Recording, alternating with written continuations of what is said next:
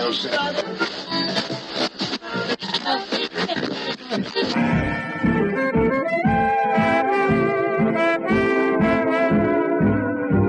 is the Relic Radio Show, old-time radio entertainment still standing the test of time, from relicradio.com.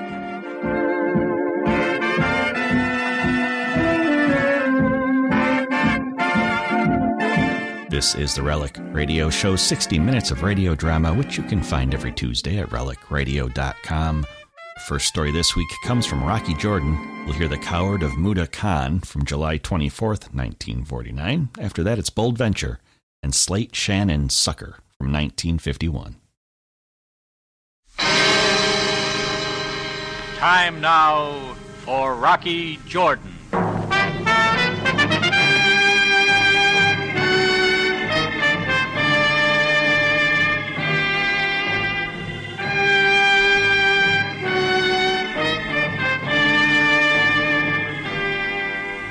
Not far from the Mosque Sultan Hassan in Cairo stands the Café Tambourine, run by Rocky Jordan.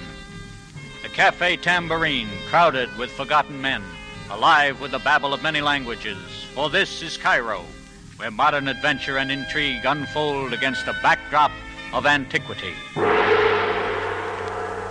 Tonight's story, The Coward of Mutakhan.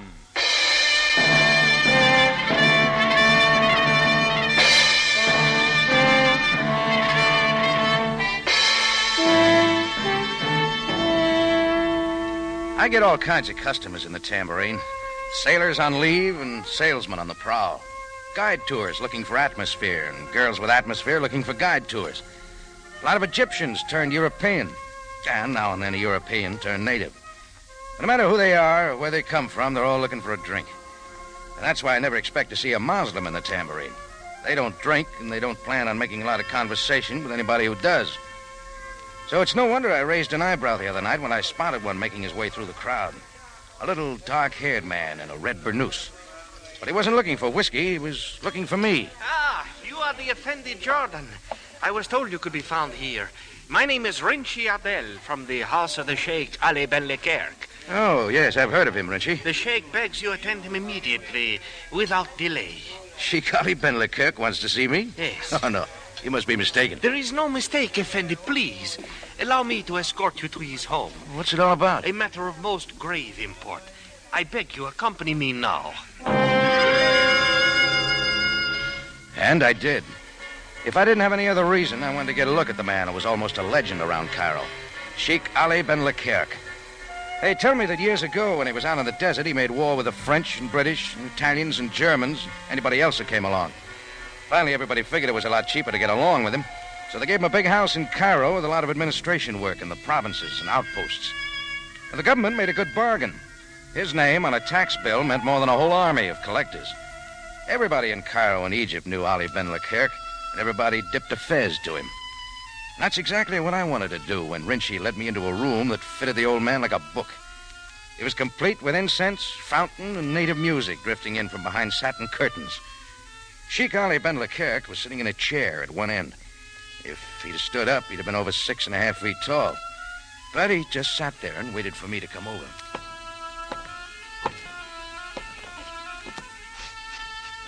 Good evening, Mr. Jordan. Thank you for coming. That is all, Rinchi. As you will, master. I have heard of you, Mr. Jordan. It pleases me that you have come to my home, that I may meet you in person. And I've heard of you. Good, I hope. I have always tried to be fair. Well, it isn't often that I'm invited into the home of one of Egypt's most influential citizens. Religious customs are different in all parts of the world. I regret that ours make such an issue of unbelievers. When I visited your country, there was no such differentiation. Why are you here? For what reason? Please sit down, Mr. Jordan. I must explain.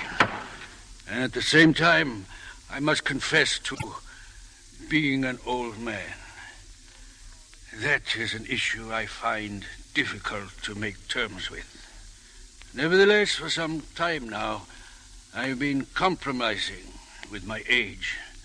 And as an act of pride, I have planned to record the history of my noble family, the House of Mutakhan. You have a question, of course, for this is news to you. Yes, there was a pharaoh, King Mutakhan, the first of my people. Of him I know very little, but it would please me and make me happy as an old man to complete the record of my ancestors. The history of my family will be revealed in hieroglyphics to be read at his uncovered and unrecorded tomb. Tomb of Mutakhan? I've never heard of it. As I say, it is unrecorded. Why, I do not know. But at the pyramid, I will find an answer. But a pyramid? Where is there such a pyramid? There is such a pyramid in the lands of the desert, south from ancient Giza, where the high winds are almost perpetual, lies the mummy of Mutakhan. I've been in that area a dozen times. I never saw it. It is buried, covered with sand of the centuries. The scrolls foretold it. A buried pyramid? As I say, the Khamsin is perpetual there. There is still the same question in your eyes. Since I have started to make plans for recording the saga of my noble family, I have encountered many obstacles. What kind of obstacles? Transportation of machinery, hiring engineers. Mm-hmm. But even more, threats. Oh? I have been threatened many times in my life, and such notes and signs have always been to my mind the frustration of some unfortunate maladjusted being. However, this time, it is different. There has been a violence. Do the police know about this? There has been no time. I don't understand. Observe me well, Mr. Jordan. I am a dying man. What? The assassin's knife is foreign to my body.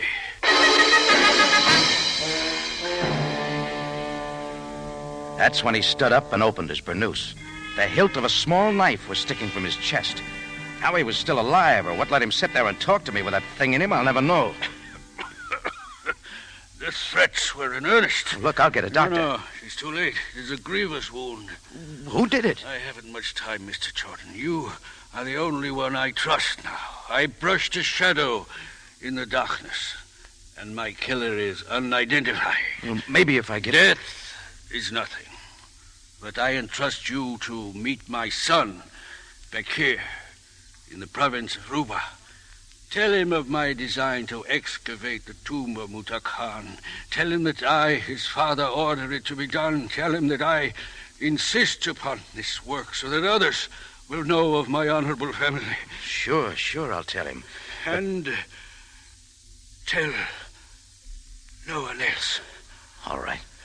But listen. You are disturbed by my murder. And be of good heart. It is the will of Allah.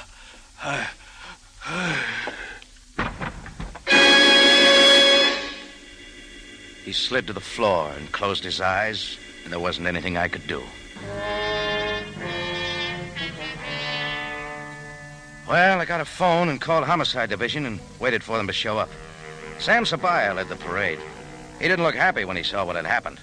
And when I told him how the old man had died, forgetting the part about the pyramid, he shoved his fez back on his head. You are lying to me, Jordan. Just a minute, Sam. I've told you the truth. But not enough of it.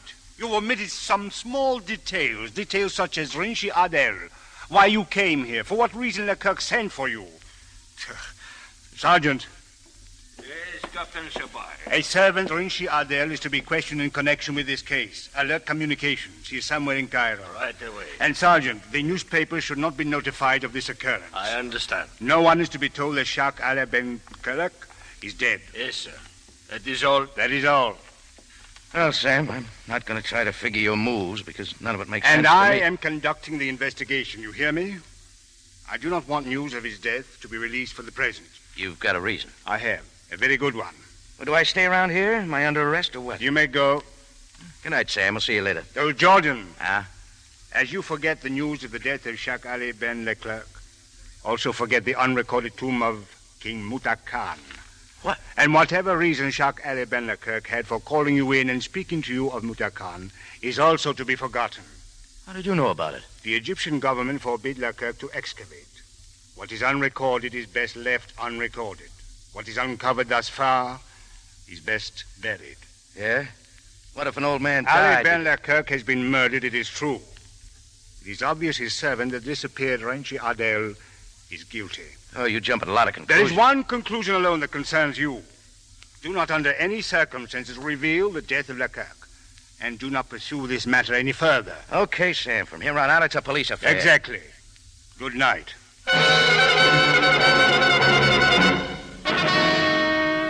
Then I had no way of knowing what Sam had in the back of his head or why he wouldn't talk. I guess I was sore when I walked out of there. The old man died because someone didn't want him to dig up a pyramid. And Sam Sabaya seemed to go right along with the idea. But trying to forget the picture of an old man with a knife between his ribs, living long enough to tell me about his family and what it meant to have that tomb uncovered, was another thing. So I decided to go to the province of Ruba and look up the Sheik's son. I threw a few things in a suitcase and went over to the station. I was waiting in line to get a ticket, but a blonde girl saved me the trouble. She had a lot of blue eyes and a lot of white teeth when she talked. I followed you from the Sheikh Ali Ben Leclerc's home. Huh? You were there less than an hour ago. There were others, too. Police, I believe. Oh, you get around. What did I have for breakfast? Then you went to a cafe tambourine. I learned that you were the owner of the place. Your name is Rocky Jordan. And I'll bet you followed me here to the station. You are buying a ticket to the province of Ruba? That's right. Anything else, lady? Your trip is unnecessary. Yeah? The Bakir, son of Sheikh Ali Ben Leclerc, awaits you at Shepherd's Hotel. Huh? I am Katila, the wife of Bakir. Shall we go? Yeah, let's go.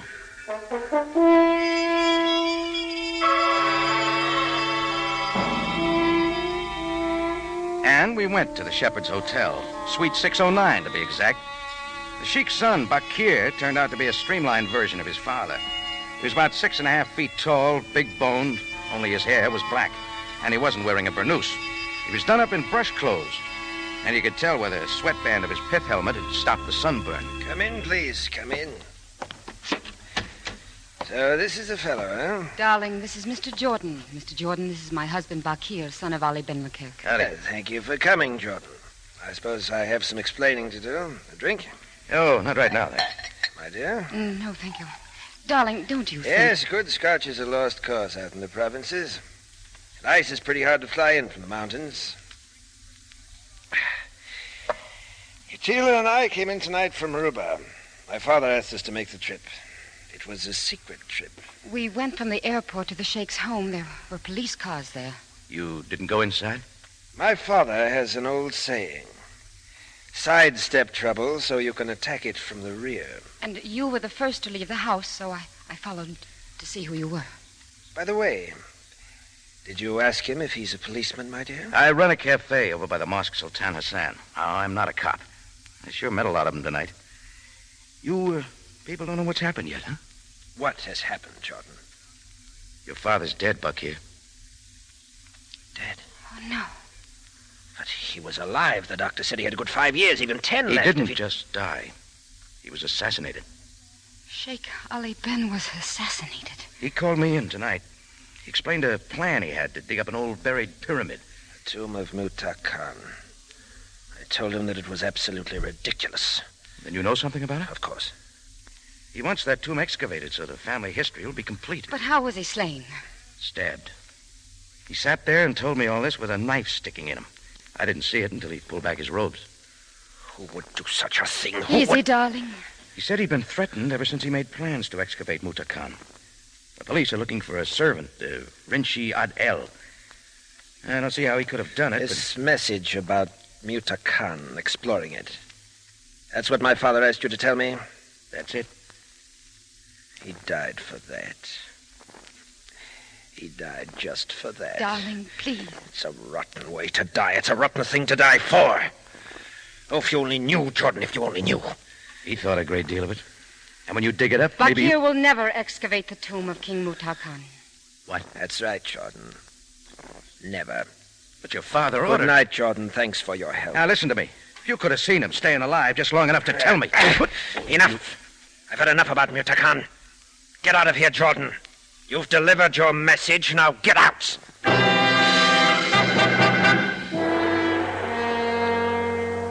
Everybody had something against old King Mutakhan. For a guy who lived 3,000 or 4,000 years ago, he wasn't very popular. After hearing the Sheik's son talk the way he did, I quit trying to figure out any of it. There was something that had to be told, but it didn't look like I was going to hear it. That is, until I'd been home a couple of hours and had a couple of drinks. That's when Katila sat on the stool next to me. Hello. Order up. It's about closing time. I didn't come in for a drink. Yeah, that's all we got here. Drinks. No answers, no nothing else. I know what you're thinking, Mr. Jordan, but it's not the way it looks. Believe me. Oh, it isn't? All right, then. How is it? Buck here isn't denying what his father wanted, what his father died for. The Sheik says uncover that tomb. It means a lot to me to have a complete history of my family. Bakir says I won't do it. The Sheik's dead. Bakir's alive. Yeah, I did what he asked me to do. You think Bakir should undertake the excavation of Mutakhan, don't you? What do you think, lady? I think you're an American sentimentalist, and I think you're in the wrong land to practice sentiment of this sort. Look, I saw him die. But you're to be admired, Mr. Jordan, because I'd feel the same way, and so would Bakir, if we didn't know what we do. Can you make it right? Listen to me. There's one thing you don't know. A lot of things I don't know. Ben Leclerc lived in a world removed. Every action in his life was prompted by his own father and the proud record of the desert tribes of his family. And he liked that record. He wanted to get it all. That's just it, Mr. Jordan. And that's why I'm here. Yeah, look at this hieroglyphic. The single picture of a man with his head set on his shoulders, looking backward. Yeah, so what? It is from the tomb of King Mutakhan. All right. Don't you see, Mr. Jordan? Everyone but the Sheikh knew of this, knew what will be found if the tomb is ever excavated. What do you mean? King Mutakhan, the illustrious founder of the tribe, king of the deserts and protector of the weak, lived and died a coward.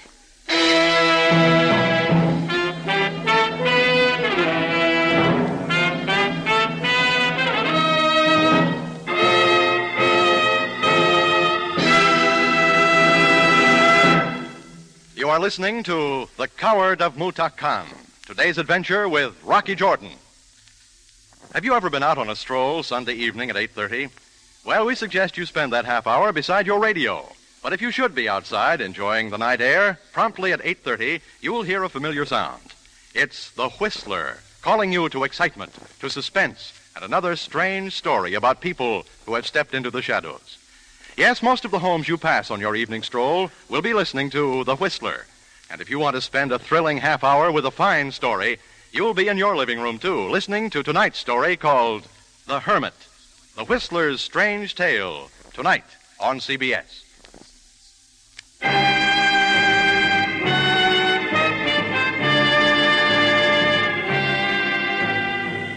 Now we return you to Cairo and today's adventure with Rocky Jordan, the Coward of Mutakhan.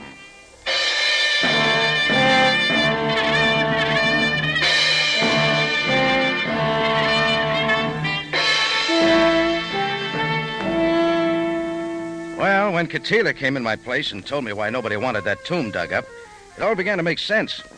Sam knew what they'd find. The Egyptian government, who thought a lot of the old man, wouldn't grant a permit. Bakir and Katila, everybody but the old man, seemed to know the story. Yes, somebody killed him to stop him from finding out. That part didn't make sense until Sam Sabaya walked in the next morning. Jordan, I wish to talk with you. Okay, Sam. I've just left Bakir. You informed him of his father's death. That's right. Against my orders. I had a job, Sam. The old man asked me to talk with him. You know the reasons why Mutakhan will not be excavated. Yeah, I know. But it doesn't seem worth murder. But, Jordan, let us consider each other for a moment. We are both prone to temper. I've come to apologize for my curtness last night.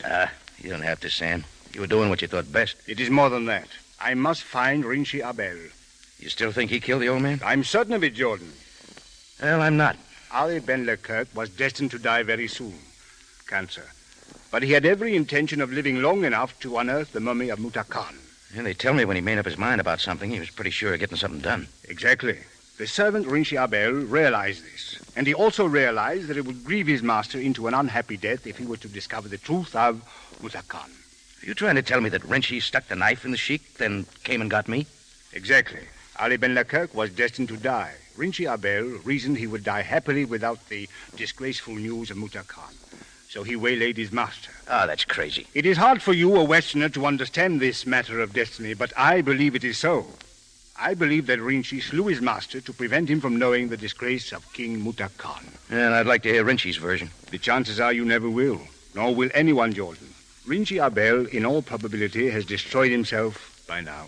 Is that the will of Allah? It is a way of life that you would not understand. As soon as we find the body of Rinchi Abel, Cairo will know of the death of Sheikh Ali Ben Leclerc. All right, Sam, but I still don't understand it. I didn't expect you would. Good day, Jordan.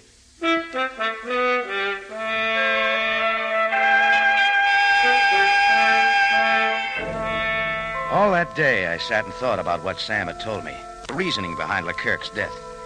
There was too much left over and too much left unsaid to make it gel. But there wasn't anything I could do. At least I thought there wasn't anything I could do until I heard a knock on my office door. For the second time in 2 days, there was a Muslim in the tambourine, and he still wasn't looking for a drink. Yeah? It is I, Effendi. Rinchi, get in here. Please, Effendi, listen to me. I am a wanted man. You bet your curled-up booties you're a wanted man. Oh, mercy, Effendi. Listen, Buster, they're looking everywhere in Cairo for you, and they're going to keep right on looking until they find you. And you better have a pretty good story to tell, because I don't think they're going to listen to any B-plots. A moment. You, Effendi, were the last to speak with my master before he died. You knew he had a knife in him when you took me there? Of course. It was I who ministered to him the night before when he was attacked. You mean he lived 24 hours with a knife in his chest? As Allah is my judge. I found him lying on a street near his home. I carried him there and bathed his wound. Why didn't you call a doctor? I wanted to call a physician, but he wouldn't allow me. And to extract the knife would have meant instant death. My master was a strong man, and he lived a strong life. He had many small details he wanted to complete before the end. And you helped him? I did as I was commanded. Did that include getting hold of me? Yes. His last command was when he dismissed me in your presence. The police think you did it.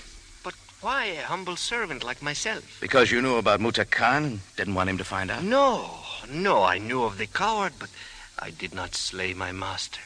Hear me, Effendi, I did not do it. All right, supposing you tell me who did kill him. If I knew, I would avenge his death. You're still number one. For myself, I do not care.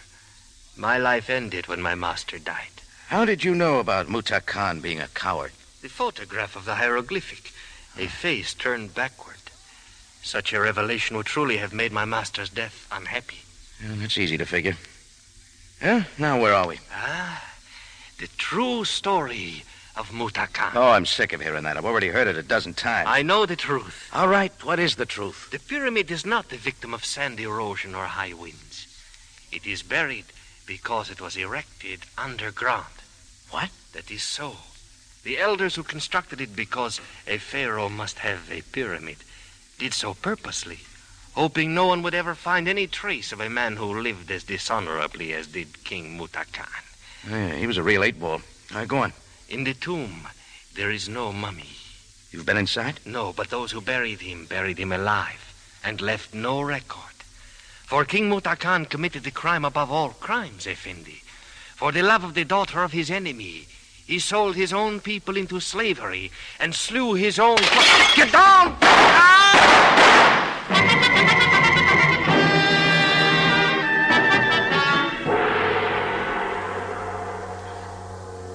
Rinchi Abel never finished the sentence.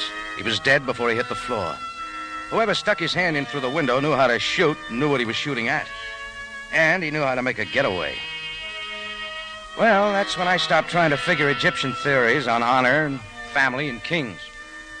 I left Rinchi lying on the floor of my office, told the boys who came up the stairs to notify Sabaya and tell him I'd be around later. I had some practical figuring to do and a couple of stops to make around town. First, the Egyptian War Office, Hall of Records. Second, the British Army headquarters and a colonel who'd been with Monty's 8th Army. Third, to the airport, where I grabbed the first plane out for the province of Ruba, which, strangely enough, turned out to be exactly 2 miles by horseback from the site of the buried tomb of that old bum, King Mutakhan.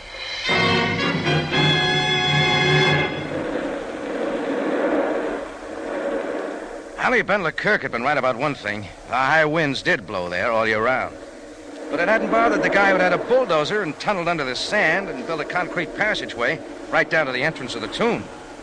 I didn't know who he was, but he left his horse tied up right by the entrance.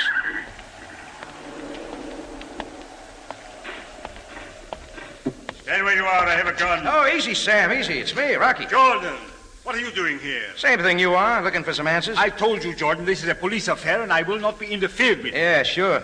Only it looks more like an espionage job, something for the army boys to handle. Well, all right, you are here. Come on. Yeah, I'm glad I found you here, Sam.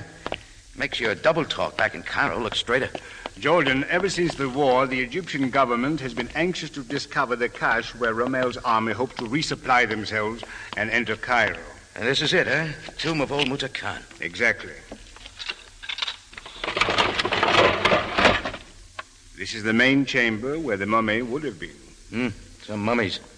Offhand, about 200,000 rounds of ammunition, machine guns. Fuel oil, preserved foods, everything a fast-moving army cannot carry but could pick up and use. Yeah, right on top, nothing but a load of sand. The entrance you came by can be sealed easily and camouflaged. We have been watching it since the war. You mean some of Rommel's men might still be around? Yes. Some of Rommel's men are still around. What? I shoot very well. Mr. Jordan can confirm that. Oh, yeah, that's right, Sam. She plugged Rinchi Abel back at the tambourine. Now that both of you know that Bakir and myself were the agents for Rommel, I hope you will die happily and quietly. Bakir? He's an Egyptian of noble birth. Yes, Captain Sabaya. I am an Egyptian. Bakir, son of Sheikh Ali Ben Leclerc, province of Ruba. Departed from Muslim practice out of necessity. A most unworthy son of a most illustrious father. You look disappointed, Captain Sabaya. Haven't you ever heard of a traitor before? Don't tell me you don't know anything about cowards. Stop it, Bakir. This will accomplish nothing. It's all right. I know what I'm doing. Maybe you have something to say, Jordan. You're always so full of talk. Want me to beg for my life? I'd like that, too. Bakir, do you know what you have done? Let's get rid of these two, Bakir. The noble Sabaya has asked me a question, my dear. He wonders if I know what I've done. I tell you... Shut up. I've sold out, Sabaya. I sold out years ago. I sold out my country. When the Germans sent an agent out looking for a place to hide arms and ammunition, they came to the right man. They came to me. Yes, sir, it was little Katila here who clinched the deal. It all happened when I was in school in England. So, I came up with a wife. Why? Why did you do it? Why did I do it? Egypt has been good to you and your family. Why? Because it has given me a wife. Beautiful, isn't she? Yes. I see now. You see what? Tell me what you see before I kill you. Your real name. What is it? Mutakhan. Pig. Vile pig. You killed your own father. What? Stand back, Bakir. I've had enough of this. I killed As my... surely as if you had assassinated him with your own hand. Rinchi Abel did that so he'd never find out about... Katila. He was going to excavate, and we would have been discovered. I killed him. You Katila. Let go, you fool! Let go! Let go! Poor stupid fool. You'll never get away. Now. Give me the gun. Here. Ready? This was a good place for me. For him, too. Yes, this was a fitting place for both of us. Two cowards. The first and the last. History repeats itself, Captain Sabaya. All I had to do was read the scrolls to find out how it would end. To find out how it would end.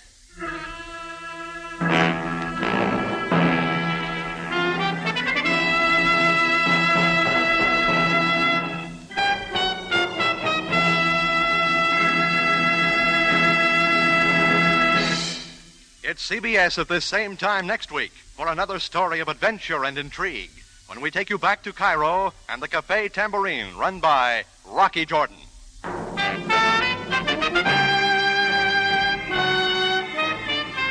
Rocky Jordan, starring Jack Moyles in the title role, is produced and directed by Cliff Howell, with original music by Richard Orant, conducted by Ivan Ditmars. Tonight's story was authored by E. Jack Newman, under the supervision of Gomer Kuhl and Larry Roman.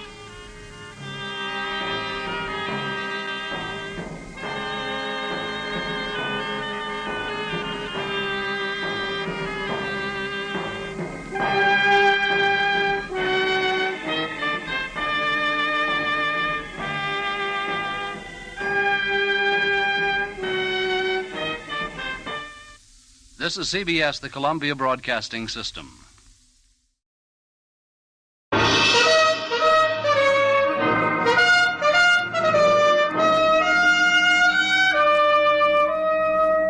Bold Venture.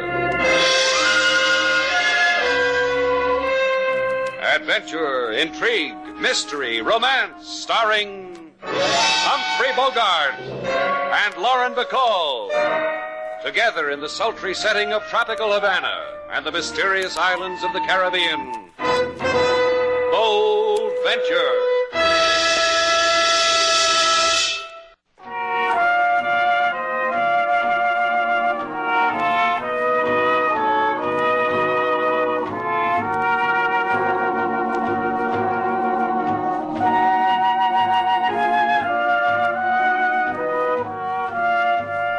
Once again, the magic names of Humphrey Bogart and Lauren Bacall bring you Bold Venture and a tale of mystery and intrigue.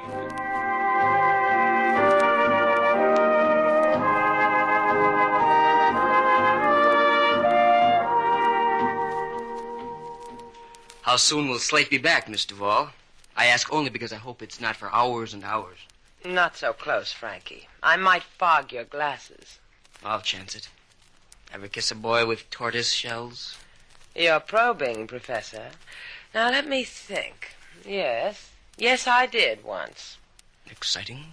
Well, I was 5 and he was 6. He asked me up to his treehouse to admire his collection of steelies and glassies. I'll never forget. I had to hobble home on one roller skate. Why? The kid was a cad. You're cute. Cute as a bug at a rug. Oh, Frankie. Next you'll be telling me I'm the bee's knees. You want it subtle, huh? Okay. I'll tell you in words they write in poems. How the curve of your mouth is classic. How your cheek is... Back up, Buster. I'll uncurl your ringlets. What's up, sailor? Boy trying to sell you a magazine subscription? Slate Shannon. You remember me? You heard, sailor. She said it real clear. She said back. Hey, wait a minute. You're Greg's brother, Greg Jordan's brother. That's right, Frankie. What are you doing in Havana, kid? How's Greg? One at a time, Slate. The big brother's married, 4 kids, and a mortgage. What I'm doing in Havana is learning what every young fellow should know. I left college to try to learn it. Want to take me around the museums and teach me? Sure, kid. I'll show you a Havana they never dreamed of in the geography books. And, we'll take Miss Duvall, too, huh? Please. That way it'll be coeducational.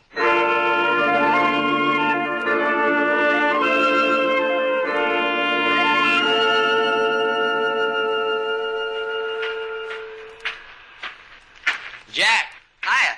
Frankie. Catch anything? A sea bass, baby, threw him back.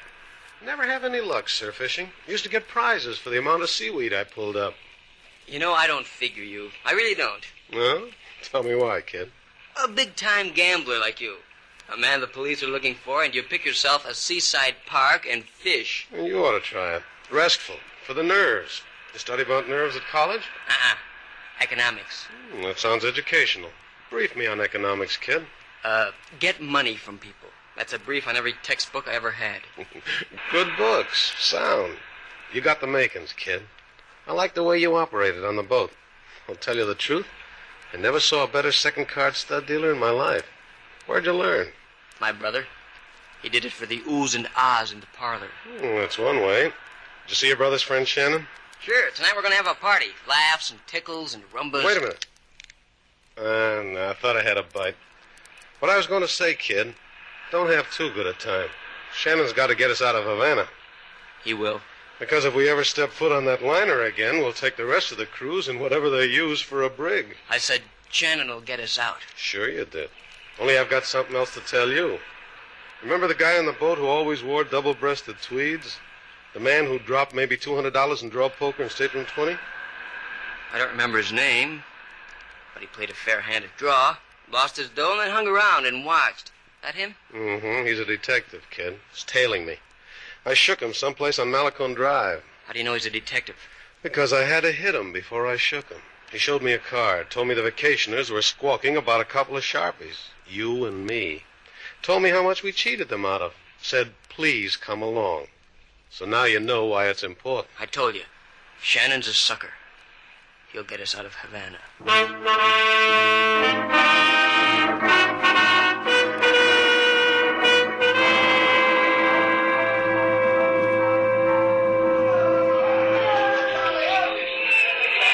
Slate, I'll never forget you for this. The places you've shown me. And this highlight game. I've always wanted to see one. You're making childhood dreams come true. You do my heart good, kid. Enjoying yourself like this. Make me remember how I was the first time I hit Havana. Tell us about it, Slate. Tell us how you came. A barefoot, bright-eyed lad with downy cheeks of tan. Look, you asked me to tell it. Let me tell it. There I was, standing on the pier, a bright-eyed lad with... Look at those guys. The way they handle those sisters. And look at that catch. As I was saying, there I was, standing on the pier. Havana reaching her arms out to me. Me, a bright-eyed lad with... Wait, Slate. That man over there. The one in the double-breasted tweed suit. The one who's been following us. You'll listen to me, huh, Frankie? He's coming over to us. Wait till he gets here. Then you can tell him, too. Slate. That's the guy I've been telling you about. The one on the boat. He scares me. Having a jolly time, Frankie? Like the game? What does he want with me, Slate? You heard the boy, Buster. Answer the boy. Keep your long fingers out of it, mister. That way we won't have a quarrel. Come on, Frankie. Let's walk out here like we're old school chums, huh? Slate! Leave him alone. Leave the kid alone. I told you. Let's not make a scene, huh, pal? Don't make me breathe too hard, Frankie. I'm not... Maybe I can arrange that, Buster. Oh. About the breathing. Oh, the long fingers. I told you. Yeah. Count 'em, mister. All 5 of them. I'll kill him, Slate. I'll kill him. Give me that bottle, kid. You going crazy? Kill him. Kill him. The bottle, Frankie. Give me that bottle. I'm sorry. I'm sorry, Slate. Let's take the kid home, Slate. It's way beyond his nap time.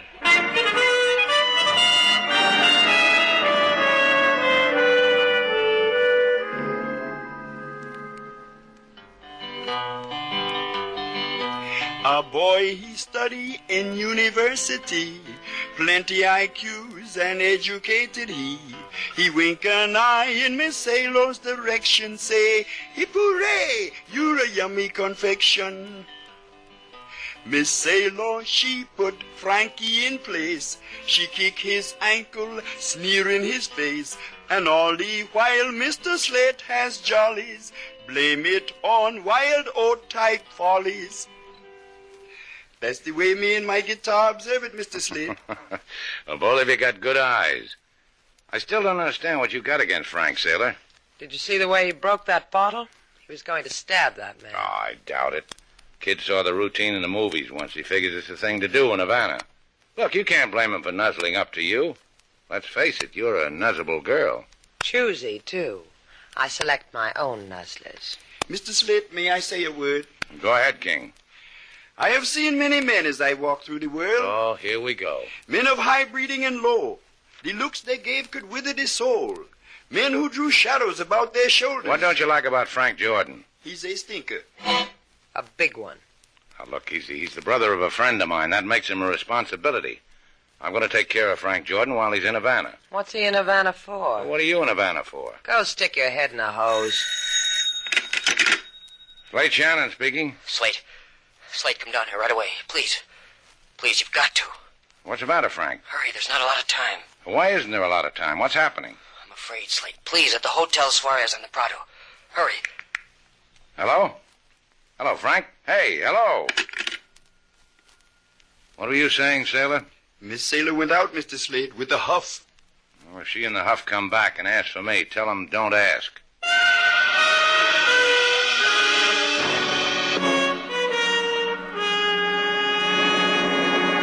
Please, make yourself comfort, Miss Duval. In the big wicker chair with the inner tube cushion will be nice. Gee, Inspector, the way you treat a girl. It makes her eyelashes flutter. See? Flutter. Now the left one. Flutter. I cannot tell you how pleasurable it is you come to me, even without that I arrested you. That's why you gave me the chair with the inner tube, huh? Exactly. Oh, you are a sly one, Miss Duval. Just call me Slizy. And now perhaps you will tell me why you have come. To bribe me for something you have committed or are about to commit? Heel, boy, heel. If you have not perpetrated a crime, senorita, please do not waste my time. Adios. It has been charming. Maybe I can dream one up for you. Interested? Panting at the mouth. Who robbed who? Who killed who? Who mayhemed who? I don't know yet, but I have a feeling it's coming. From a kid by the name of Frank Jordan, brother of an old pal of Slate's. You suspect this Frank Jordan of dire deeds? Worse than that. I hate him. A woman's hate is meaningless, senorita, till the man she hates does something to her. I see no bruises on you. He got into Havana last night, off the SS Regina. Slate had to work a man over for him. I want you to find out why. I'll flutter again for you, any time you ask. You have twisted my elbow, senorita. I will look into this Frank Jordan for you. Thanks, LaSalle. I say it from the heart. Thanks.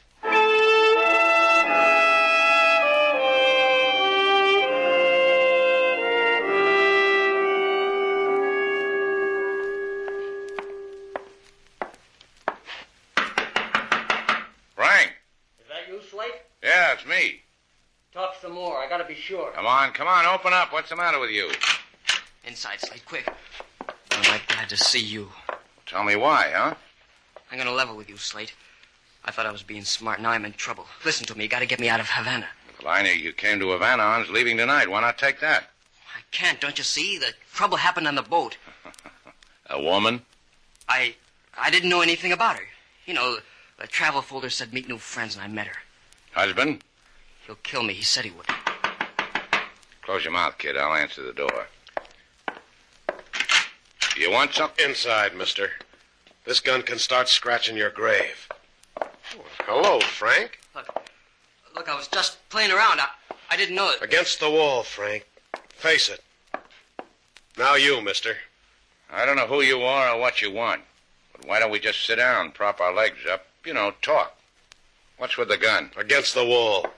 Turn around, both of you. The guy your guest, Frankie? Leave him out of this. All right. You can go now, mister. When things get tough, we can do this to packed houses, Frankie. A boy never stops learning, Jack. And you know what? What? I was starting to worry. I was thinking Shannon wasn't believing me. Now he does. He'll take good care of me.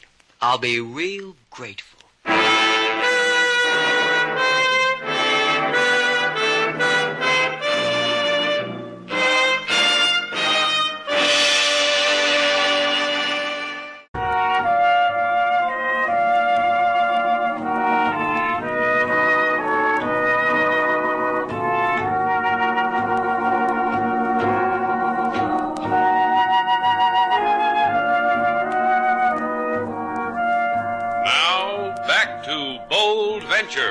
Our stars Humphrey Bogart and Lauren Bacall, and the second act of our story.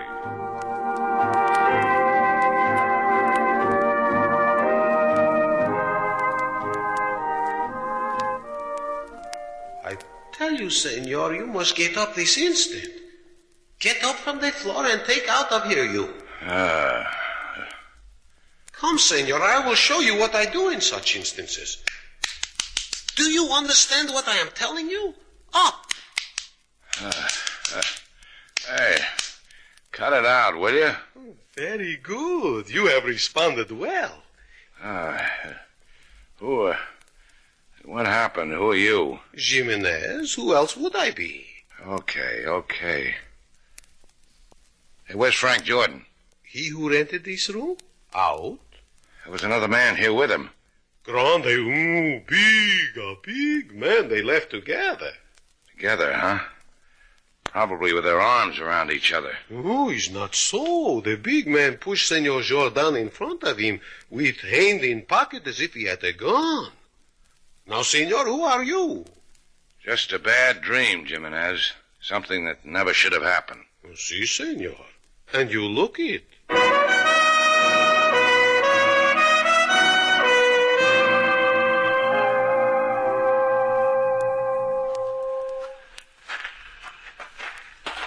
Look what your friendship for Frankie got you, Slate. Lumps on the cranium. One lump. Let's not get carried away with this thing. I got a big rise out of that soft skull of yours.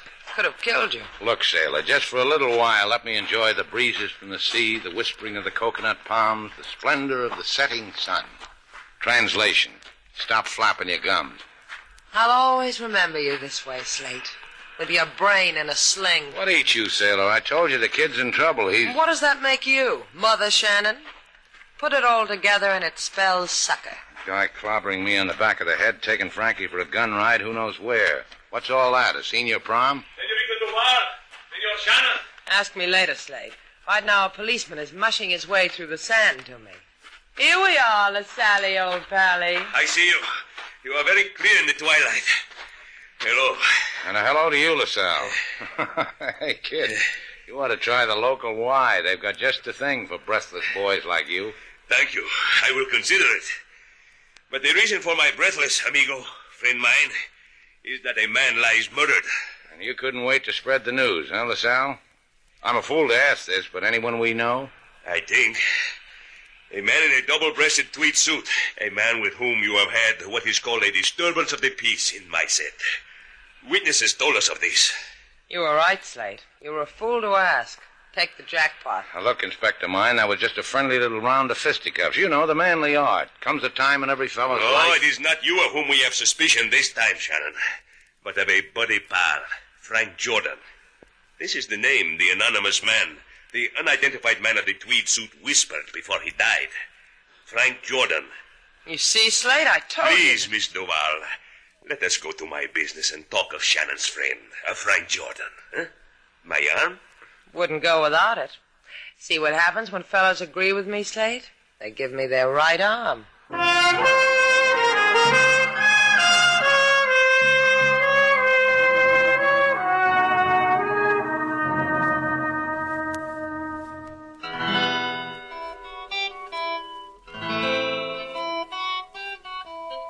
Cut it out, King. Why is it all of a sudden my music does not agree with you, Mr. Slate? I'm trying to think. About Frank Jordan? What happened to him? Why did a gunsel beat me around the head and not Frank? Where did he take Frank? And why did he take him?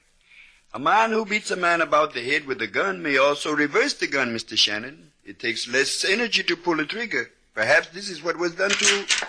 No, it wasn't. Hiya, Frank. I got away from him. He was going to kill me, but I tricked him. You did, huh? How? While he wasn't looking, I hit him. I hit him hard. Knocked him out. You know what I think, kid? I think you don't have the strength to hit a man and tilt his head. I hit him with an andiron. Now you come back to me because you want to get out of Havana. That's why I brought my bag. Don't tell me you're going to change your mind. Look, I can't get on that liner. Tonight, when it's dark, I'll run you over to Key West. Come on, Frank, let's hide you away from all that trouble.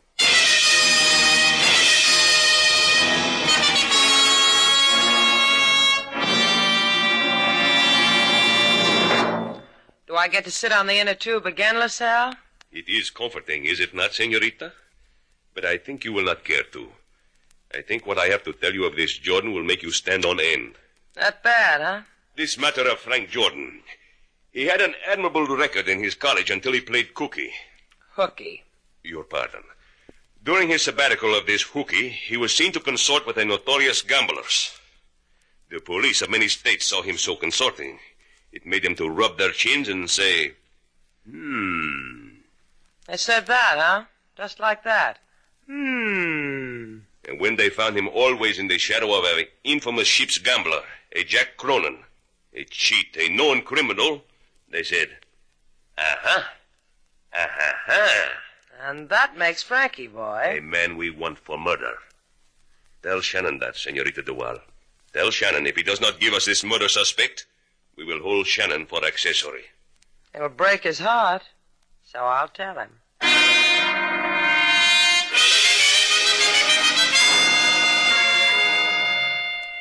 That's what the man said, Slate. The man told me Frank was wanted for murder. Well, LaSalle might be telling the truth at that. What do you mean, might be? He's police inspector of Havana. Why should he lie? Yeah, that's a good question. Don't you get it, Slate? He's playing you for a patsy. Something happened on that cruise liner so that Frank can't go back to it. He said it was something about a woman. Maybe. LaSalle said Frank was mixed up with a professional gambler named Jack Cronin. You're going to turn Frank over to LaSalle, aren't you? No. This is really one of your dull days, Slate. Why aren't you going to turn him in? Because I'm not sure.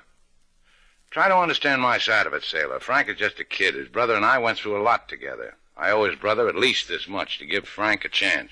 Next week, East Lynn. That's your trouble, Sailor. Someone gets a little sentimental. A guy embarrasses himself in front of you just so he can be honest, and you... I'm sorry. I said I was sorry, Slate. I've got Frank down at that old shack of Mario's, the boat, too. If anybody drops in and asks for me, tell him I'll be there. And I'm just supposed to sit around like an information desk, huh? And if anybody asks, I'm leaving for Key West in just 1 hour.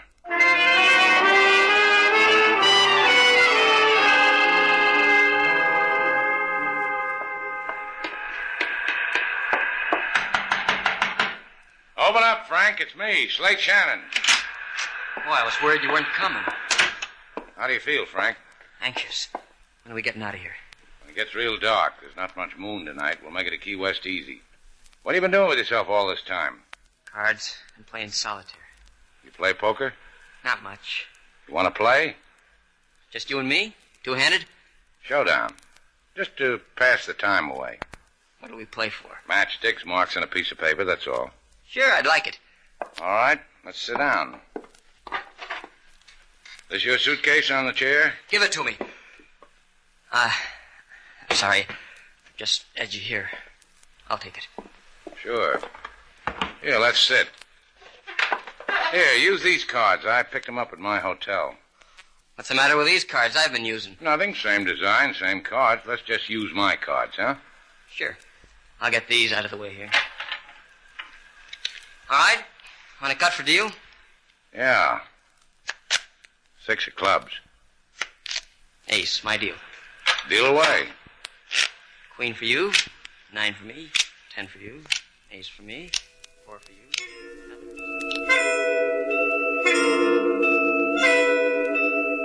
6 for you. And, well, little old 9 for me. Filled it inside straight. Well, that about does it, Frank. I'm clean out of matchsticks. I'll lend you some. No, I've had enough. You're a lucky boy for a kid who doesn't know much about... Come on in, people. Hiya, Frank. What is this, Slate? Isn't someone going to say hello to me? I told you to give directions, Sailor, not to come here. When this fellow here asked me where you were, I leaned over the desk and said, "Are you Jack Cronin?" For an answer, he winked, grinned, and showed me a gun. You weren't going to leave without me, were you, Frank? This is the guy who slugged you, Slate. Yeah, I know. He's the guy that's been after me. One that wants to get me. Tell me something, Cronin. How did a kid like Frankie here get away from a big man like you? I'll tell you about it, Shannon. It was... double-crosser. How do you like your boy now, Slate? A killer. Oh, it was self-defense, Sailor. Cronin was after the kid. You saw it. Slate, have you gone completely crazy? Come on, Frank. Let's go to Key West. Sure we will. And you know why? Sure I know why. The dough you've got in that suitcase, that's the money you and Cronin took off the customers on that luxury liner. Cheated them out of it. I'm holding the gun. I'm confessing. You're a bright kid, Frankie. That dead man in the tweed suit, you killed him, too? I didn't mind. He was a company cop. And what's a company cop to a bloody boy like you? Thanks, Dal. I want to tell you something, Frank. I wasn't really sure about you. You want to know when I found out? I know. When you pulled that crummy trick of handing me a deck of cards without aces. But aces suddenly turned up, didn't they, Slate? And 9 times out of 10 in my hand. Sure. The ones you palmed from the solitaire deck you were playing with. You had to cheat even though you were playing for matchsticks. It's dark enough now, Slate. Take me to Key West. Yeah, I'll take you. Kill the light, Sailor. I'll find you in the dark, Slate. You found me? Okay, sailor. You can turn on the lights. You convinced now? Yeah. I'm not sending my boy to college. Their jaws break too easy.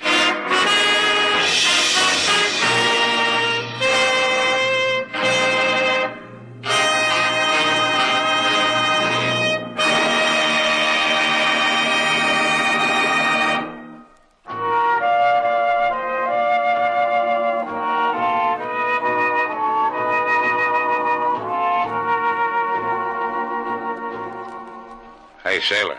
What do you want? Here, take a card. Oh, no. You going to show me that corny card trick again? Now, go ahead, take one. Any one at all. All right. 4 of clubs. No, don't tell me what it is. Just look at it and remember it. Take another one. That's right. Now put it back in the deck. That's right. Now, I'll shuffle them. Now, watch this. I can hardly wait. Now, this will astound you. Slate. Huh? I forgot what my card was. What is it with you? A guy learns a few card tricks, he likes to show 'em off. I know a trick. See? Nothing up my sleeves, no strings, no rubber bands, hands behind my back. So? So close your eyes. Astound you? That's a trick? Last girl who did that held her hands behind my back. Come here. That's the way the trick goes.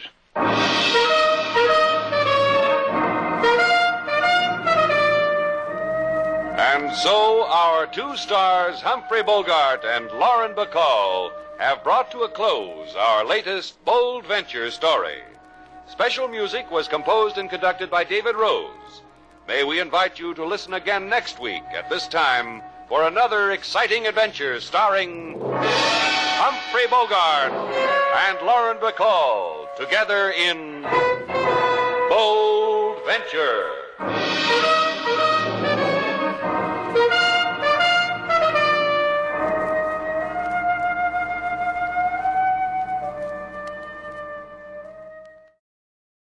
That's the Relic Radio Show for this week. You can find more from Rocky Jordan, Bold Venture, past episodes of this podcast and all the others at relicradio.com. Thousands of episodes to listen to and a shoutcast stream, all for free thanks to your support. If you'd like to help out, visit donate.relicradio.com or click on one of the links on the website. You make it all happen. Thanks to those who have. Thanks for joining me today. Be back next Tuesday with another hour of the Relic Radio Show.